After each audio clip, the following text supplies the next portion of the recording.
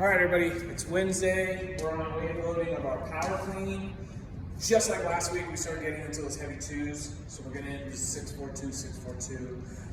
As that weight gets heavier, we want to think about what's going to make us most efficient about pulling up, and then what's going to allow us, with that heavier weight, to drop under quickly and efficiently into that good partial squat position.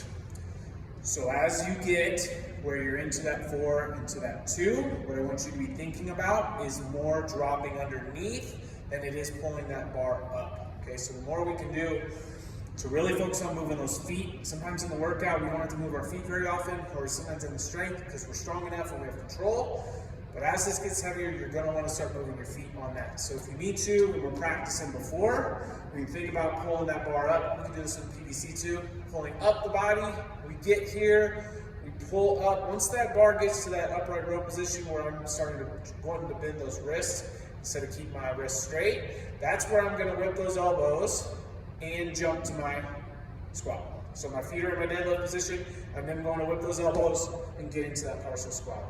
Stand, bring the feet back in, bar comes back down. Okay, so if we practice being able to pull up and then jump down and receive that bar there, that'll help us be able to get that, maybe that extra 5, 10 pounds rather than standing it all the way up.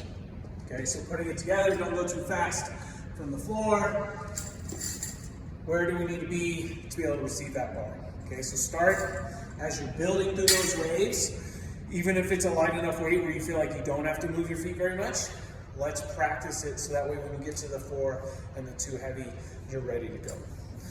For the workout, we have 4 time. It's basically 2 sets of movements. We're going to do a full run, box jump over, hang power clean, and then another set where it's half the amount.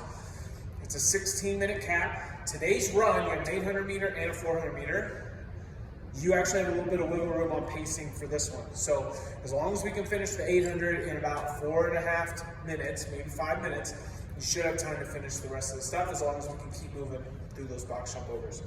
On the run today, if you haven't paid attention to what your feet are doing on your run, I want you to take a look, especially when we're on the warm up, at what your feet do. Are you sort of just shuffling along? Do you run on your toes? Do you run at a weird angle? Are you moving your arms?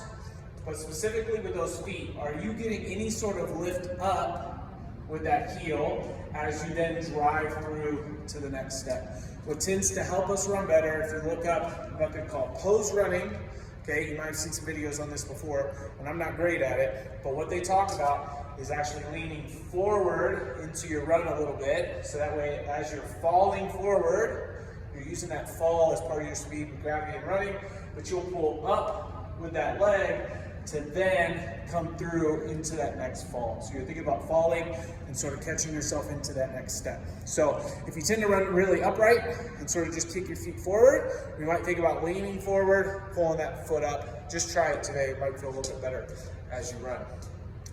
We do have the run. We then have 40 box jump overs in the first set, 20 in the second set. We want to have a nice steady pace on that. 40 is a lot, so we're probably going to be jumping on and stepping off.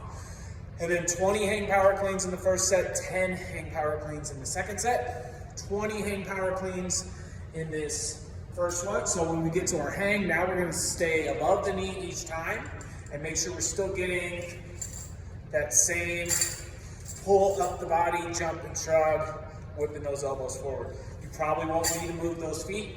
Okay, so you can go back to just being able to barely drop under or even muscle clean if we need to on that. Okay.